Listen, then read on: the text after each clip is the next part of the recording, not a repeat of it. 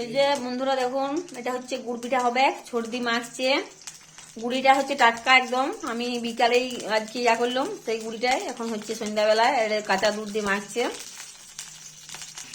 একবারে অনেকটা দুধ পরিমাণে নেই নেই, অল্প অল্প নিয়ে সেটাকে আবার মাখছে, দিয়ে আবার পরিমাণ মতো দিচ্ছে আর কি, একদম আটা মাখার মতো করে মাখছে।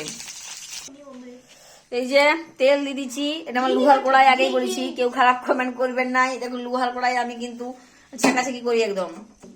এই যে প্রথমেরটা দেওয়া হয়েছে, এটা আগুনে দেওয়া হবে, আসলে আগুন নাই, ওই গ্যাসেই দেওয়া হবে আর কি।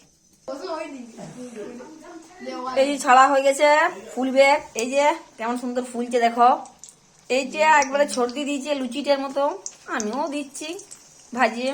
এই যে দেখো, এই যে একটা ইয়া পড়ে গেছে, মৌমাছি, মৌমাছি ভাজা হয়ে গেছে পিঠার সাথে। এই যে এক কড়াই হয়েছে, এখনো অতটা বাকি আছে, গোটা গ্রামের লোক খাইও বাড়ি যাবে মনে হচ্ছে, দমে করেছে। কার কার পছন্দ বন্ধুরা চলে আসো, ঠিক আছে, দমে হচ্ছে। এই যে এক ঝুড়ি হবে কেন কি দেখি। এই যে এইটি হচ্ছে আজকে লাস্ট গুড় পিঠা, মানে এটি শেষ হয়ে আলো, মানে আর তেলও শেষ হয়ে গেছে একদম। এই যে থালাও খালি, আর দেখি আমাদের ইয়াও কড়াইও হয়ে গেছে। এটা কিন্তু খেতে দারুণ লাগে, এটা আখ গুড়ের হয়েছে, আর এটা খেজুর গুড়েরও হয়। আর এটা 500 গুড়ের হয়েছে, তার সাথে 100 কাঁচা দুধ দেওয়া হয়েছে।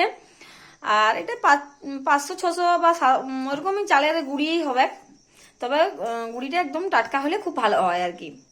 এই যে আজকে যে পিঠাগুলি বানালেন, এটা হচ্ছে আমার ছোট ননদ, সত্যি খুব সুন্দর বানায়, একদম সত্যি দারুণ করে, খুব ভালো করি যে। এই যে দেখো ভিতরটা একদম ভরা হয়েছে, দেখাইলাম ভাঙ্গি, কারণ লোক অনেক ভাববে যেটা কাঁচা হয়েছে। খুব সুন্দর খাস্তা হয়েছে, আর খুব টেস্টি, বাড়িতে বানাও আর খাও। আর এগুলো চাইলেও তোমরা স্টোর রাখতে পারো আর কি, স্টোরেজ করে। এটা ডিবাই কুড়াই অনেকদিন রইবে, একদম ভালো রইবে, আর ইচ্ছা মতো খাওয়া যায়। শীতকালে তো বিশেষ করে খুব ভালো লাগে, আমি তো এরকমই করি, ডিবাই কুড়াই রাখবো, আর যখন ইচ্ছা করবে একটা করে খাই।